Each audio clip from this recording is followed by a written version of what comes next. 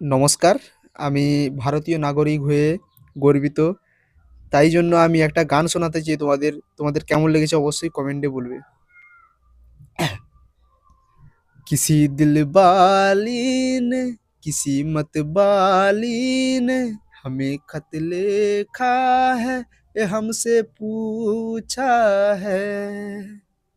किसी की सांसों ने, किसी की धड़कन ने, किसी की चूड़ी ने, किसी की कंगन ने, किसी की गजरे ने, किसी की गजरे ने, महकती सुबहों ने, मचलती शामों ने, अकेली रातों में, अधूरी बातों में, तरसती बाहों में, और पूछा है गाँवों की गलियों ने कि घर कब आओगे, कि घर कब आओगे, लिखो कब आओगे, कि तुम बिन ये दिल सूना सूना है।